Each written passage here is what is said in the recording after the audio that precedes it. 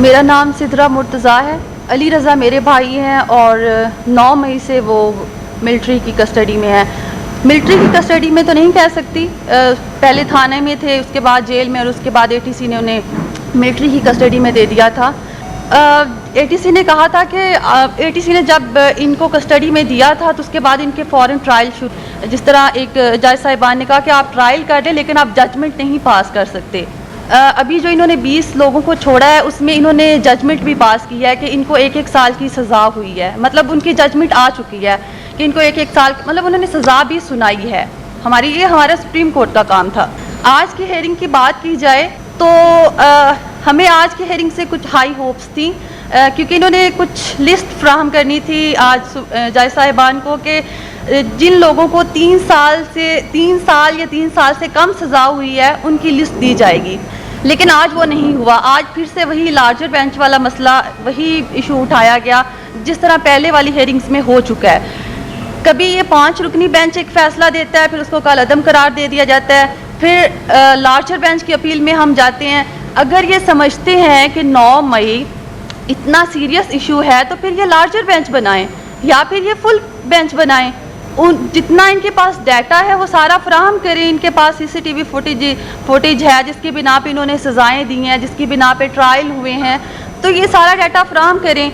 जब काजी फायज ईसा साहब ने APS हमले का फ़ैसला सुनाया था और कहा था कि हमारी सिविल अदालतें मौजूद हैं और ATC इनको सज़ाएं देगी, वो दहशतगर्द थे। उनके फैसले अगर ATC कर सकती है तो सिविलियंस के फैसले फिर मिलिट्री ट्रायल में कैसे हो सकते हैं? उनका सीधा केस तो फिर ATC में होना चाहिए। और चलो इन्होंने मिलिट्री ट्रायल कर लिए हैं, इन्होंने सज़ाएं सुना दी हैं, लेकिन हमें तो इतना भी नहीं पता कि हमने आगे अपील में कहाँ पे जाना है। आया कि इनके जजेस के पास जाना है और अब क्या हमारी अपील ये लगाएंगे? 6-6 माह हमारी अपील ही ना लगे तो फिर हम साल जलील होंगे।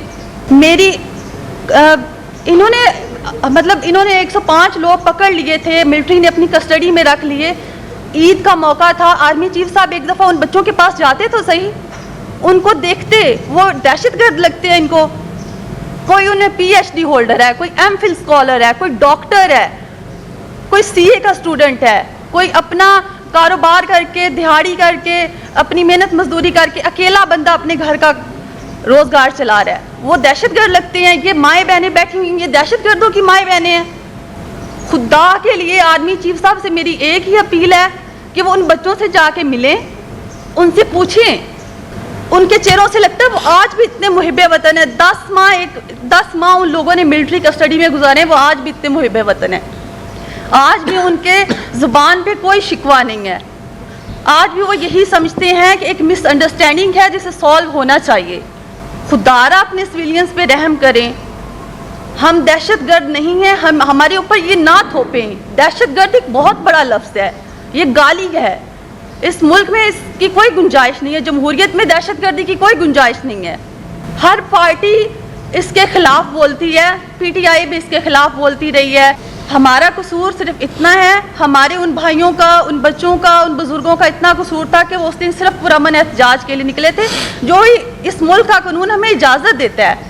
अगर उनसे कोई गलती हुई है, वो उस काफिले का हिस्सा बने हैं, उस हजूम का हिस्सा बने हैं जो तोड़ फोड़ में मुलव्वस था और वो जज्बात में आके उसमें कोई गलती हो गई है तो उसकी इतनी बड़ी सज़ा तो नहीं बनती। 1 साल बहुत टाइम होता है। उन्होंने मारे भी खा ली हैं, उन्होंने सब कुछ बर्दाश्त कर लिया है। जितना आपने ट्रायल करना था, जितनी इन्वेस्टिगेशन करनी थी, फैमिलीज तक इन्वेस्टिगेशन आप लोगों ने की है, आपको सब कुछ पता है। हम दहशतगर्द हैं या सिविल पर्सन्स हैं? हम सिविलाइज्ड लोग हैं। हम हर बार जितनी भी हेयरिंग्स हो चुकी हैं, फैमिलीज आती हैं, यहाँ से उम्मीद लेके आती हैं, ये मेरी माएँ बहनें बैठी हुई हैं, ये मरीज बन चुके हैं। हमारे भाई अंदर हैं, वो हमें हौसला देते हैं। उन्होंने कभी हमें आर्मी के खिलाफ नहीं भड़काया, कभी किसी पार्टी के खिलाफ नहीं भड़काया कि आप बाहर जाके ये बयान दो, लेकिन अब हमारी हिम्मत जवाब दे चुकी है। मैं अकेली यहाँ पे 10 माह से अपने भाई के लिए जंग लड़ रही हूँ। इस कौम की बेटी हूँ, मेरा ये गुनाह है? वो मेरी माएँ बहनें, हमारे घर में कितने लोग वफात पा चुके हैं हमारे घरों में। हमारे इधर एक बुजुर्ग हैं, उनके इसी सदमे में उनके एक बेटे की नेचुरल डेथ हो चुकी है हार्ट अटैक से। एक बेटा आपकी मिलिट्री कस्टडी में और एक बेटे की डेथ हो चुकी है हार्ट अटैक से। आप उस अंकल की आप देखें, वो दाऊद खान है, आप उन्हें देखें तो सही, सिर्फ 2 मिनट के लिए उनको देखें, उनका वजूद सारा कांप रहा होता है, किसी को कोई रहम नहीं आता। हम सिर्फ अपील कर सकते हैं, हमारा कोई शिकवा नहीं है। इन्होंने 9 मई की इन्वेस्टिगेशन करवानी है, नहीं करवानी है, हमारा इससे कोई लेना देना नहीं है। हमारे बच्चों को फ्री किया जाए, उनकी कोई सजा बनती है, उनको तरीके से सिविल कोर्ट्स में पेश किया जाए। हर माह हम धक्के खाते हैं, हर माह हम धक्के खाते हैं। हमारे बच्चों को हमारे सामने लाया जाता है, हथकड़ियाँ उनको लगी होती हैं, उनके मुंह पे काले कपड़े चढ़ाए होते हैं, क्या देखते हैं, हमारा खून जल जाता है उस टाइम। मेरी फिर भी अपील है, मेरा कोई शिकवा नहीं है, कोई कुछ भी नहीं है, ना हमारे शिकवों पे किसी ने कभी गौर किया है। मेरी अपील ये है चीफ जस्टिस साहब से भी, आर्मी चीफ साहब से, इन सब से, मीडिया वालों से भी, कि काइंडली इसको अब उठाएंगे, इतना लाइट इशू नहीं है। 9 मई ये सुनते सुनते हमें 10 माह हो गए, इतना ही सीरियस इशू है तो इसके लिए लार्जर बेंच आप लोग क्यों नहीं बनाते हैं? फुल बेंच बनाए ना, उसकी बाकायदा तहकीक करवाएं, जो आपके पास डाटा है दें, किसी को फांसी की भी सजा मिलती है तो दें आप उन्हें, वो हक़ाइक़ तो सामने लेके आए कम अज़ कम। मेरा नाम तैमूर मजीद है, मेरे भाई अंदर हैं जी, और 13 अगस्त को उनको अरेस्ट किया गया। 5 महीने हमें नहीं पता जी भाई कहाँ पे है, किसी को कुछ नहीं पता। और फिर अचानक पता चलता है जी कि आर्मी की कस्टडी में है, मुलाकात के लिए बुलाया गया, और उनके हालात देख के एक बार समझ में नहीं आया कि जी कि ये वही हैदर मजीद साहब हैं। और जितने भी लोग अंदर बंद हैं सबको पता है, फैमिलीज़ मिलने जाती हैं, सबका 18-18, 20-20 किलो वज़न कम हुआ हुआ है, सब अपनी हालत से बेगैर हुए हैं, कोई समझ नहीं आती। सिंपल सी बात है कि मुल्क पाकिस्तान में आइन के तहत जो भी आप इसकी चीज़ बनती है उसके ऊपर काम करें ना। सिविलियंस का मिलिट्री ट्रायल नहीं हो सकता। जब आइन में एक चीज़ लिखी हुई है तो हम आइन के ऊपर क्यों नहीं काम कर रहे? आप देखें कि PDM की हुकूमत आई, उन्होंने आगे एक बिल पास कर दिया, उसके बाद जो 5 रुकनी बेंच ने इसको हलाल करार दे दिया, उसके बाद से फिर से स्टार्ट हो गया।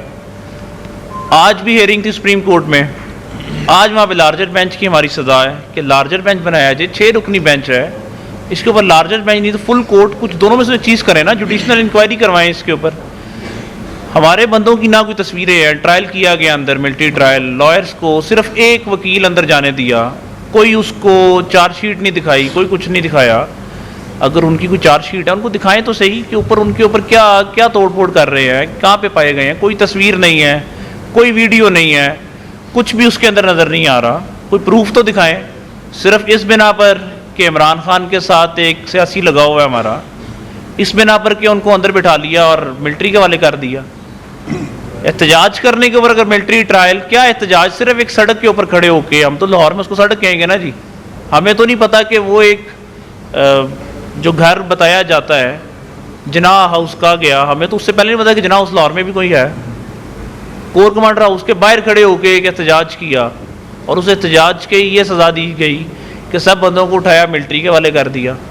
अच्छा, मिलिट्री ट्रायल शुरू हो गया, आप देखें जनवरी में मिलिट्री ट्रायल स्टार्ट होते हैं उनके, कंप्लीट भी हो गए 4-4 दिन के अंदर, सिर्फ 4 दिन में उनके मिलिट्री ट्रायल कंप्लीट करके, और सज़ा भी नहीं सुनाई। जनवरी से आज अप्रैल ख़त्म होने आ गया, लेकिन अभी तक किसी बंदे की चार्जशीट नहीं दे रहे हैं कि किसी को कितनी सज़ा दे रहे हैं, क्या नहीं दे रहे। लिहाजा सिंपल सी बात है, फैमिलीज़ के बस अब जो है ना उनके ऊपर हाथ हल्का रखें। बहुत जुल्म ज़्यादती हो गई, अंदर डॉक्टर्स मौजूद हैं, अंदर बैंकर्स मौजूद हैं, छोटी उम्रों के लड़के अंदर हैं। एक लड़का था अंदर, वो बेचारा अभी तो 18 साल का नहीं था, वो इनकी कस्टडी में रहते हुए 18 साल का हो गया। आप अंदर रिटायर्ड आर्मी के ऑफिशियल्स हैं और बहुत से लोग हैं, लॉयर्स हैं वहाँ पे अंदर, पढ़ा लिखा तबका है सारा। आप उनके ऊपर खुदारा रहम करें। अगर कोई उनसे किसी से कोई गलती हो भी गई है, एक एहतजाज कर लिया है, गलती हो गई है, मुल्क पाकिस्तान में एहतजाज कर लिया, गलती हो गई, तो उस गलती की अब इतनी लंबी भी सज़ा नहीं बनती है कि आप उनको ना फैमिली से मिलने दें। आपने उनको प्रिजनर राइट्स नहीं दिए हुए, उनको एक एक कमरे में बंद किया हुआ है, 1 हफ्ते के बाद उनको बाहर निकालते हैं। आप जेलों में भी तो लोग मौजूद हैं ना, जेलों में एक प्रिजनर्स राइट होते हैं, जेलों में लोगों को प्रिजनर्स राइट दिए जाते हैं। सुबह 8 बजे 9 बजे उनको निकालते हैं, मगरिब के टाइम बंद करते हैं, वो एक खुली फिजा में वहाँ पे घूमते हैं अंदर, एक कमरे में बंद कर करके उनको आप इमोशनली डैमेज दे रहे हैं, उनको मेंटली डैमेज दे रहे हैं। वो पता नहीं कौन कौन सी बीमारियों में लाहक हो गए होंगे। उनके पीछे उनकी फैमिलीज़ देखें जी, यहाँ पे फैमिलीज़ मौजूद हैं, आप सब उनके हालात देखें कि बंदे तो अंदर बंद हो गए, लेकिन इन बेचारों में जो कुर्ब के एक दिन गुजर रहे हैं, किस तरह से दिन गुजार रहे हैं। बड़ी ईद गुजरी पीछे, सब इंतज़ार में थे, नया नया काम था कि लोग वापस आएंगे। ईद गुजर गई, छोटी ईद आ गई, छोटी ईद पर लोग इंतज़ार करते रहे कि हमारे बच्चों को छोड़ेंगे, छोड़ा, उस पर भी कोई नहीं ऐसा मामला हुआ। तो लेकिन अब देखें कि बड़ी ईद फिर 1 महीने के बाद बड़ी ईद आ जाएगी। इसी में लोगों की ज़िंदगियां ख़त्म हो रही हैं, सब यंगस्टर्स हैं, उनके फ्यूचर्स हैं आगे। खुदारा आप सबसे यही अपील आपके सामने की जा रही है, चीफ जस्टिस साहब इसके ऊपर जुडिशल इंक्वायरी करवाएं। अगर कोई सज़ा का मुस्तहिक है तो उसको सज़ा सुनाएं, लेकिन मिलिट्री के थ्रू नहीं, जो एक सिविलियंस का काम होता है उसके थ्रू जुडिशल इंक्वायरी कराएं, फुल कोर्ट बनाएं, लार्जर बेंच बनाएं। वो इसके ऊपर जो सज़ा देते हैं, केस सुनते हैं, हमें मंजूर है। लेकिन ये तो नहीं कि ना आप चार्जशीट दें, ना लॉयर्स को कोई चीज़ दिखाएं और एक 4 दीवारी में बंद रहकर उनको आप सज़ा सुना दें, और सज़ा भी अभी तक नहीं सुना रहे, पर इल्ज़ाम लगा दें। ऐसा नहीं होगा। लिहाजा आपकी मेहरबानी, आपके साथ आपके सामने बैठ के पुरजोर अपील है कि चीफ जस्टिस साहब इसके ऊपर लार्जर बेंच बनाएं, जुडिशल इंक्वायरी करवाएं और इसको जो शफाफ तहकीकात है वो करें और जिसके ऊपर जो चीज़ें हैं वो सामने लाई जाएं।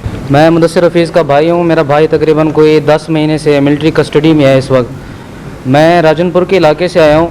मैं दूसरी मरतबा आ रहा हूँ और किडनी ट्रांसप्लांटेड हूँ मैं, और मेरा भाई भी अनफिट है मेडिकली तौर पे। तो शुरू में तो हमें 2-3 महीने पता ही नहीं चला था, जब हमें तो ये तो पता नहीं था कि वो कहाँ पे चला गया अचानक से। मेरा ट्रांसप्लांट SIUT में हुआ था और उस वक्त मेरे भाई से रब्ता था, तो अचानक से उनका गायब हो जाना। फिर मेरे वालिद हार्ट अटैक के मर्ज़ में 2 दफ़ा उनको हार्ट अटैक हुआ है, डायबिटिक भी हैं वो, और मेरी वालदा भी डायबिटिक हैं। हम मेंटली तौर पे बहुत डिस्टर्ब हो चुके हैं। हमारी खुदारा अपील है आर्मी चीफ साहब से और चीफ जस्टिस ऑफ पाकिस्तान से कि हम आपके पास उम्मीद लेके आते हैं और ऐसे ही चले जाते हैं कि हमें फिर इतना तकलीफ़ होती है। मेरे वाले साहब ने अभी मुझे इतना दुआएं दी, मुझे कहा कि बेटा आप सुरखरू हो के आओगे, मेरा दिल मानता है, लेकिन मैं अब क्या उनको जवाब दूंगा जाके। यकीन करें कि हमारे हालात ऐसे हो गए हैं कि हम ना रो सकते हैं, ना किसी को कोई चीज़ बयान कर सकते हैं। हमारे केसेस सुने, हम आपसे अपील करने के लिए आए हैं। आप मीडिया वालों से दरख्वास्त है कि आप हमारी आवाज़ को बुलंद करें। हम कोई दहशतगर्द नहीं, हम पाकिस्तानी आइडेंटिटी कार्ड रखते हैं। मेरा भाई सैलाब ज़दगान के इलाके में रेस्क्यू इदारे गवाह हैं, 2010 में हो गया। अभी रिसेंटली राजनपुर में आपने सुना होगा, सैलाब बहुत आते हैं, और अल खिदमत फाउंडेशन वाले गवाह हैं। वो बंदा अकेला यहाँ राजनपुर से पैसे सारे इकट्ठे करके वहाँ पे लोगों के लिए सर्व करता रहा है। उसने हमेशा से पाकिस्तान की खिदमत की है।